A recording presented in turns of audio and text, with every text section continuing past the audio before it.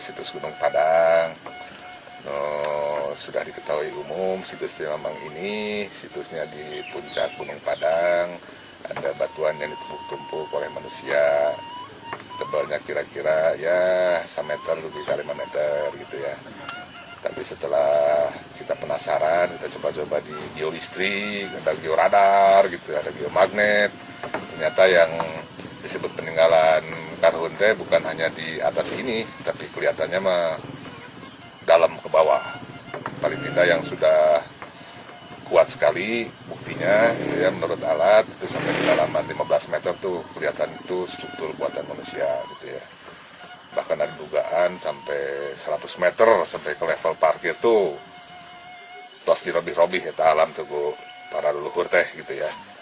Aya ruangan oge malah dicekat puncakna nu agungna tiasa 10 kali 10 bahkan laku agung gitu ya. Dalam ya. Sampai saat ini bukti itu masih berdasarkan aya geolistrik, aya georadar, aya oge pemboran sudah diambil samplingnya gitu ya. Tapi masih harus dibuktoskan, harus dibuktikan lebih lanjut.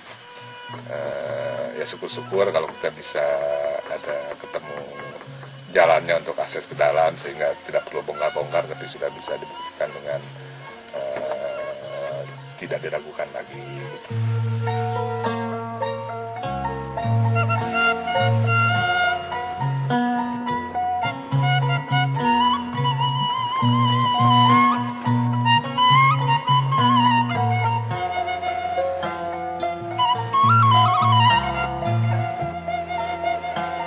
Situs Gunung Padang merupakan situs prasejarah peninggalan kebudayaan megalitikum di Jawa Barat. Tepatnya berada di perbatasan Dusun Gunung Padang dan Panggulan, Desa Karyamukti, Kecamatan Cepaka, Kabupaten Cianjur. Luas komplek bangunan lebih kurang 900 meter persegi dan areal situs sekitar 3 hektar, menjadikannya sebagai komplek punden berundak terbesar di Asia Tenggara.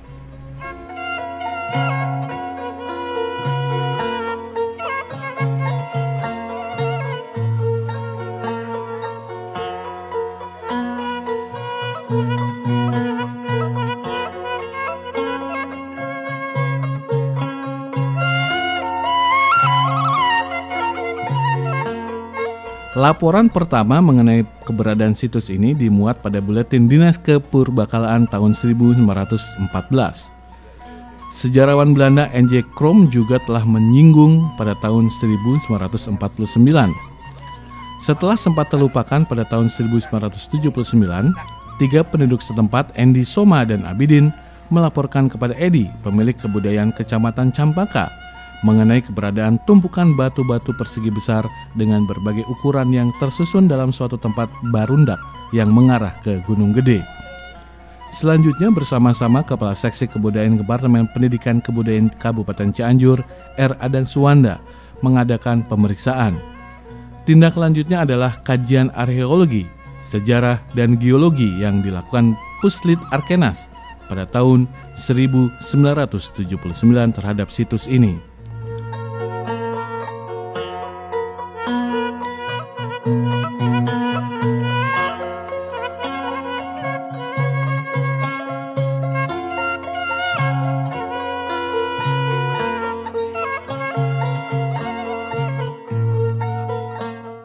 Kalau secara usia, Pak, berapa usia kira yang mungkin bisa diprediksikan lah? Oh, jadi yang dipercaya orang sekarang ini kan 2000 sampai 3000 sebelum Masehi. Tapi kalau kita runut itu datanya dari mana? Sebetulnya nggak ada datanya. Itu berdasarkan analogi dengan situs-situs megalitik di tempat lain mungkin gitu ya. Jadi datanya belum ada.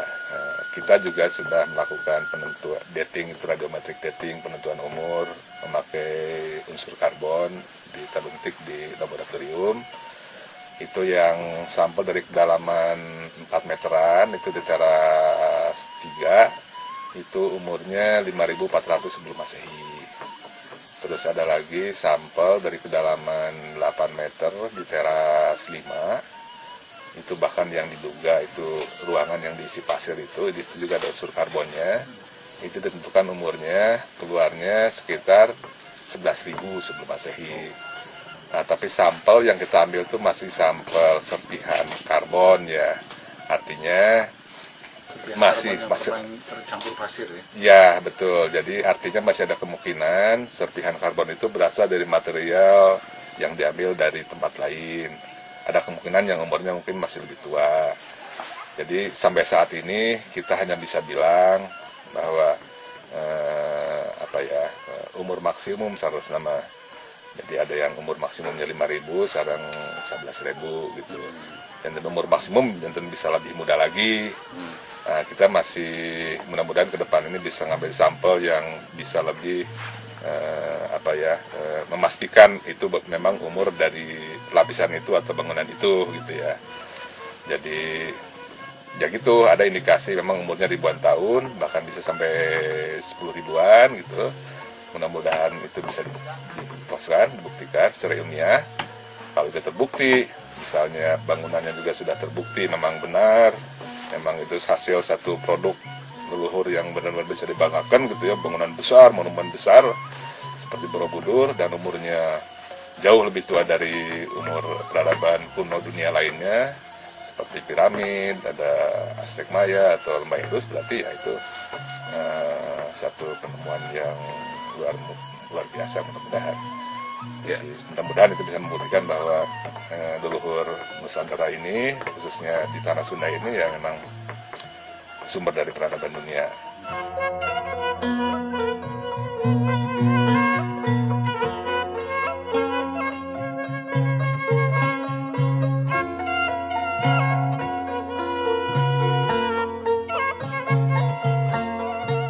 Lokasi situs berbukit-bukit curam dan sulit dijangkau.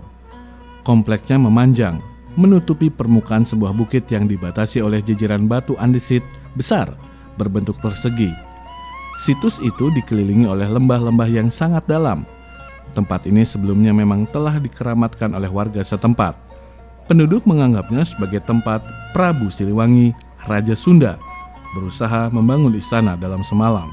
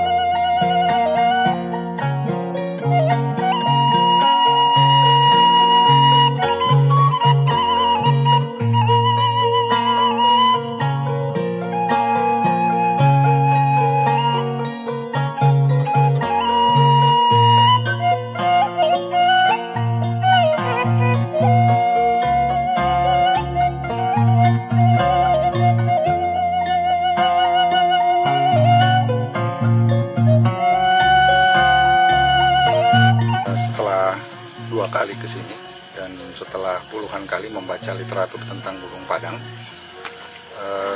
sementara ini saya berkesimpulan bahwa Gunung Padang ini adalah merupakan situs megalitik yang dibangun oleh leluhur masyarakat Sunda Wiwitan. Mungkin fungsinya masih terus harus kita teliti, apakah hanya sebagai tempat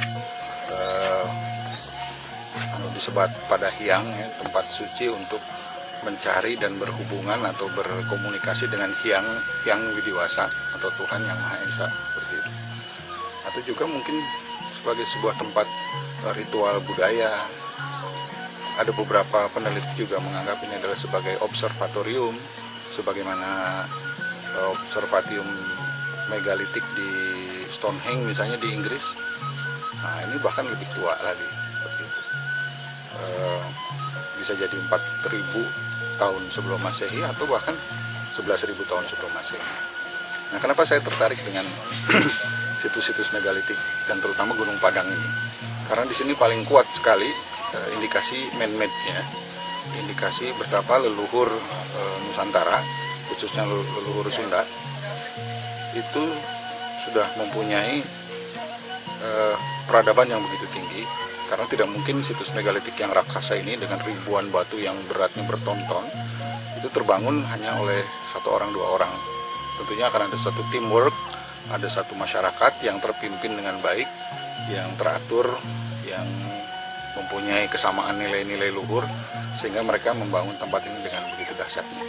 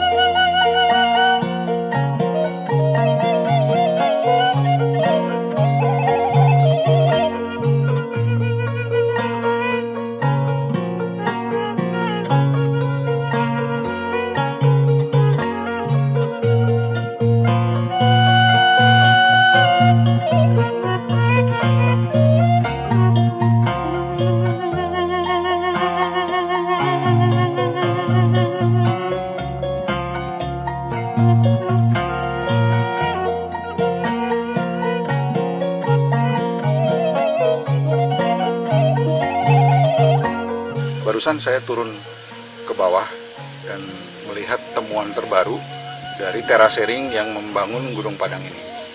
Karena sementara ini kan yang diketahui adalah hanya 5 teras yang di puncak Gunung Padang. Ternyata setelah saya lihat ke bawah tadi, itu ada beberapa puluh teras lagi, terapan batu, walaupun tidak dibentuk dengan batu-batu kolom seperti ini. Batu-batunya mungkin mirip yang seperti di Gunung Sodong di dekat mata airnya. Macam-macam batu gitu, maksudnya bentuknya tidak seragam, tapi yang jelas itu adalah terasering penguat daripada struktur piramida dari Gunung Padang ini. Nah, jadi ini mungkin akan mematahkan orang yang menganggap bahwa Gunung Padang bukan piramid. Bisa jadi ini adalah cikal bakal piramid, sebagaimana Lebak Sibedug, ya, situs Lebak Sibedug di Banten, itu pun ternyata struktur piramida yang dibangun dengan material tanah dan batu yang dibangun oleh leluhur. Nah, menariknya adalah bahwa dalam uraian Plato tentang peradaban Atlantis, salah satu ciri-ciri kebudayaan Atlantis atau Lemuria yang dia dapatkan informasinya dari leluhurnya Solon di Mesir, dan orang Mesir mendapatkan dari suatu tempat yang namanya Pun, dan menurut penelitian Pun itu adalah Nusantara atau Indonesia. Nah, di situ disebutkan bahwa ciri-ciri peradaban Atlantis adalah mereka senang membangun bangunan-bangunan megalitik sebagai tempat pengorbanan atau persembahan kepada Tuhan Yang Maha Esa, terhadap Zat Yang Maha Tinggi, terhadap Tuhan Yang Maha Kuasa, sebagai bukti pengabdian atau ketaatan terhadap Tuhan Yang Maha Esa. Mereka melakukan persembahan dalam pengertian pengorbanan. Ini mirip dengan cerita putra Nabi Adam ketika diminta untuk berkurban kepada Tuhan dengan kurban hal-hal yang disukai atau dicintainya supaya diserahkan kepada Tuhan. Nah, bisa jadi leluhur Sunda pun sudah mempunyai pola pikir seperti itu, atau bahkan mungkin bisa jadi mewarisi ajaran Nabi Adam dan para putranya, bahwa untuk mendekatkan diri kepada Tuhan, kepada Hyang Widiwasa, itu kita harus mampu berkorban hal-hal yang kita cintai, apa yang kita sukai, sebagai bukti pengabdian dan kecintaan kita kepada Tuhan, kepada Hyang. Situs Gunung Padang saya menduga besar itu adalah situs dalam keperluan seperti itu. Keperluan untuk mendekatkan diri kepada Tuhan Yang Maha Esa. Apapun dulu namanya, orang-orang sudah menyebut apakah Hyang atau Hyang Manon, Hyang Widiwasa dan lain sebagainya, Sang Hyang Pangersa dan sebagainya, tapi itu adalah hakikatnya adalah Tuhan Yang Maha Esa.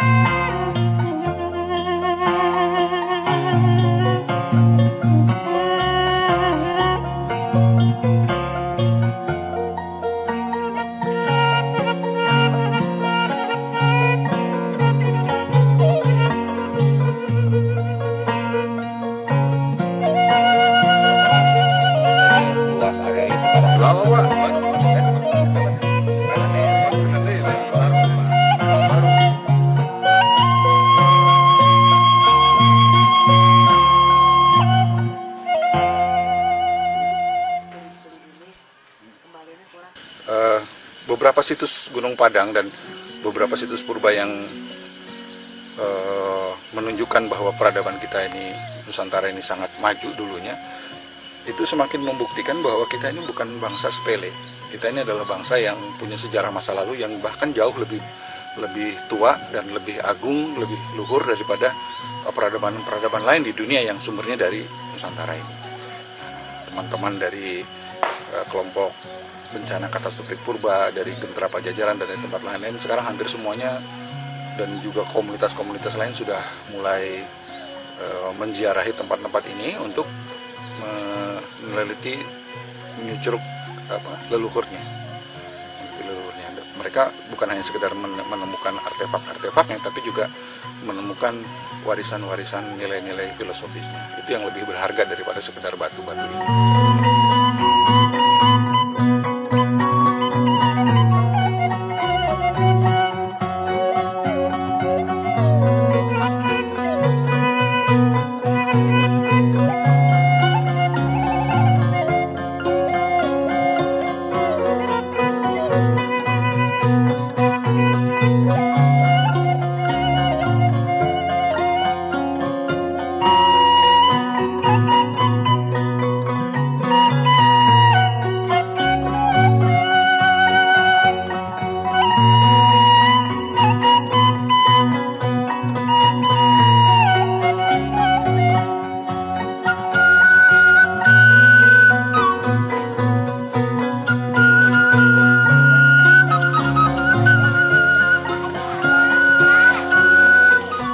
Fungsi situs Gunung Padang diperkirakan adalah tempat pemujaan bagi masyarakat yang bermukim di sana pada sekitar 2000 tahun sebelum Masehi.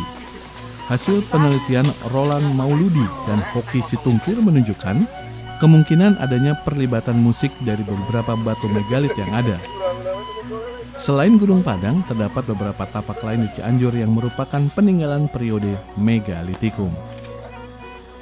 Naskah Bujangga Manik pada abad ke-16 menyebutkan suatu tempat kabuyutan atau tempat leluhur yang dihormati oleh orang Sunda di Hulu Cisokan.